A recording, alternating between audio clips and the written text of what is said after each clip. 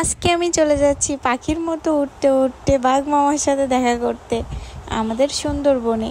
তো আমাদের সুন্দরবন আমাদের বাসার পাশাপাশি, বেশি দূরে নয়। তো আমাদের বাসা থেকে মানে সুন্দরবন যাইতে 2 থেকে 2.5 ঘন্টা সময় লাগে বাইকে। তো আমরা চলে যাচ্ছিলাম সুন্দরবনে। আজকে বাঘ মামার সাথে দেখা করব, হরিণের সঙ্গে দেখা করব। দেখেন, রাস্তায় যাইতে যাইতে এখানে একটা দুর্ঘটনা ঘটছিল। তাই এখানে একটু স্লো করে দেখতেছিলাম যে কি হয়েছে। একটা বাইক আর আপনার একটা ট্রাক, মানে মানে কোনো সমস্যা হয় নাই, কিন্তু মানে পাশাপাশি বেঁধে গেছিলো। পরে সব লোকজন সব মানে গ্যাঞ্জাম করতেছিল আর কি। তো দেখেন রাস্তার কি অবস্থা, রাস্তার এত বাজে অবস্থা ছিল। মানে রাস্তা মানে প্রথম থেকে অনেক দূর ভালো ছিল, পরে মানে কিছু রাস্তা এরকম অনেক খারাপ ছিল, একদম পানি উঠে গেছে।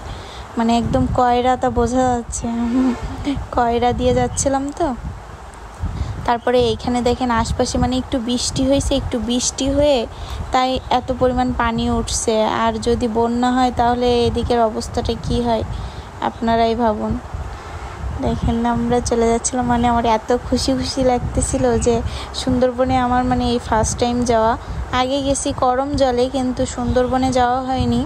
সুন্দরবনে এই ফার্স্ট টাইম যাচ্ছি। তো ওই দিন মানে আকাশটা এত সুন্দর ছিল। তো দেখেন এটা সুন্দরবনের রাস্তা, আমরা চলে আসছি। এই যে সামনে তারপরে আপনার একটা মানে ঘাট পড়বে। ওই ঘাট থেকে মানে এইখান থেকে সুন্দরবন ভালোভাবেই দেখা যায়। আর ওইখান থেকে ট্রলার নিয়ে কিংবা আপনার স্পিড বোট নিয়ে সুন্দরবন সুন্দরভাবে ভ্রমণ করা যায়।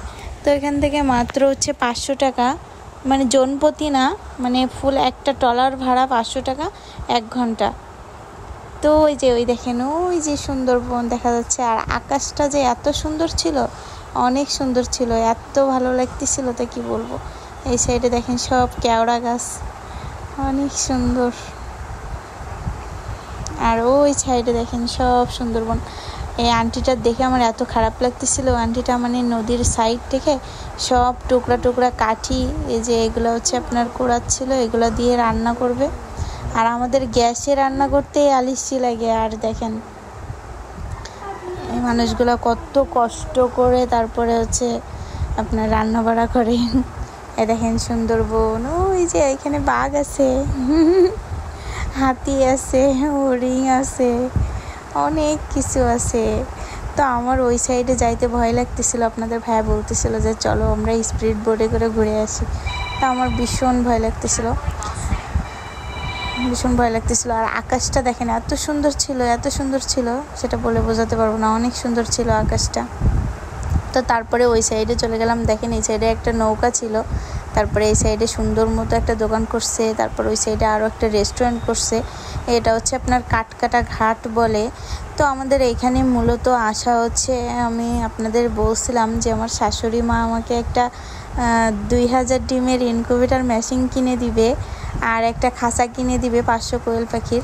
তো সেটা ফাইনালি আমরা পেয়ে গেছি। মানে সেটা আমরা একটা ভাইয়ার কাছ থেকে, মানে বিক্রয়.com-এ দিছিল। ভাইয়াটা আপনার 3 মাস আগে কিনছে। তো ভাইয়াটা একটা সমস্যার কারণে, একটা সমস্যা বলতে মানে ও ভাইয়াটা বাইরের দেশে চলে যাচ্ছে, তো এজন্য ওটা সেল দিয়ে যাচ্ছে। তো অনেক কমে, মানে নতুনের থেকে অনেক কমে পাচ্ছিলাম। মানে নতুন কিনতে গেলে ওই ইনকিউবেটর মেশিনটাই 26-27 হাজার টাকা পড়ে যেত, আরও ক্যারিং খরচ আছে। তো ভাইয়ের কাছ থেকে একটু কমে পাইছিলাম, এজন্য 2টা একসাথে নিয়ে নিছিলাম। আর ভাইয়া তো অনেক খুশি হয়েছে যে 2টা একজনেই নিয়ে নিছে, আমরাই নিয়ে নিছি। তো ভাইয়াটা অনেক ভালো। তো এই যে দেখেন, মানে এই ভাইয়াটার বাসা কোথায় জানেন? এই ভাইয়াটার বাসা একদম মানে বলল যে একদম মানে বাসা থেকে কোনো রাস্তা নাই, বাসা থেকে ট্রলারে উঠছে। মানে আমার শুনেই তো ভয় লাগছে, বাবারে দিনের বেলা নাকি বাঘ আসে নাকি। তো বাসা মানে একদম ট্রলারে উঠছে, কোনো রাস্তা নাই। মানে ওইখান থেকে মানে একদম লুঙ্গি টুঙ্গি পরে আসছে, আবার সাথে করে ব্যাগে করে প্যান্ট নিয়ে আসছে। তাহলে কি কষ্টের জীবন রে ভাই, আমরা যে কত ভালো আছি। তো দেখেন ভাইয়াটা অনেক কষ্ট করতেছিল। ভাইয়াটা দুবাই চলে যাবে, ভাইয়ার ভিসা হয়ে গেছে। তো পরে এই যে আমাদের ইনকিউবেটর মেশিন, আর এটা 500 কোয়েল পাখির খাঁচা। 500 কোয়েল পাখির খাঁচা কিনতে গেলে আমার 18-19 হাজার টাকা পড়ে যেত। তো আমি একটু কমে পাইছি, এই জন্য ভাইয়ার কাছ থেকে নিয়ে নিছি। আর একদম নতুন ছিল, খাঁচাটাও নতুন, ইনকিউবেটর মেশিনটাও নতুন, মানে 3 মাস আগে কিনছে। তো পরে এখান থেকে এই যে নিয়ে নিলাম, এখন বাসায় চলে যাব। দেখেন আকাশটা কি সুন্দর, মানে আকাশের কথা কি বলবো, অনেক সুন্দর। তো ঠিক আছে, সবাই ভালো থাকেন, আল্লাহ হাফেজ, আসসালামু আলাইকুম।